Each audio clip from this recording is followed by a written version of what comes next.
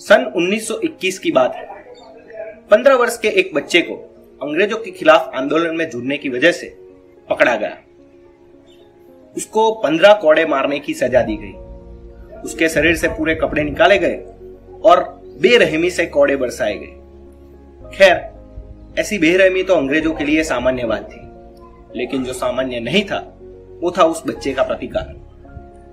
कोड़ों की मार से तो बड़े बड़ों के मुंह से चीख निकल जाती है, लेकिन इस बच्चे के मुंह से सिर्फ एक वाक्य निकलता था, वो था भारत माता की जय। ये बच्चा और कोई नहीं, भारत माता का आजाद सपूत चंद्रशेखर आजाद था। चलिए आज जानते हैं चंद्रशेखर आजाद के बारे में कुछ अनजानी बातें।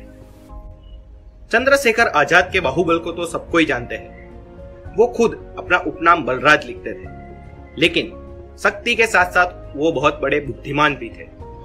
उनका जन्म मध्य प्रदेश के भाभरा में हुआ। वहां के भील बच्चों के साथ तीरंदाजी खेलते खेलते वो अचूक निशानेबाज बने। उसके साथ ही वो पढ़ाई में भी अव्वल थे, जिसकी वजह से उनकी माता ने उन्हें संस्कृत पढ़ने के लिए बनारस भेजा और वो संस्कृत के पंडित भी बने थे। आजाद की स्वतंत्रता लड़ाई की शुरुआत अहिंसात्मक थी। 1921 में महात्मा गांधी ने असहयोग आंदोलन शुरू किया था, जिसमें कई छात्र जुड़े थे। उनमें एक चंद्रशेखर आजाद भी थे। जज ने जब उनसे पूछा कि तुम्हारा नाम क्या है, तो उन्होंने अपना नाम आजाद, पिता का नाम स्वतंत्रता और अपना ठिकाना कारावास बताया था, जिसके बाद ही उन्हें चंद्रशेखर आजाद का उपनाम मिला। लेकिन कुछ समय बाद महात्मा गांधी ने यह आंदोलन वापस खींच लिया, जिससे नाराज होकर चंद्रशेखर आजाद ने क्रांति की राह चुनी। चंद्रशेखर आजाद उसूलों के बड़े पक्के थे। उनके क्रांतिकारी संगठन हिंदुस्तान सोशलिस्ट रिपब्लिक एसोसिएशन का एक नियम था कि वो औरतों और बच्चों पर वार नहीं करते। एक बार लूट करने के लिए वो एक गांव में गए। वहां एक औरत ने उनसे उनकी बंदूक छीन ली, लेकिन चंद्रशेखर आजाद ने उन पर सामने वार नहीं किया।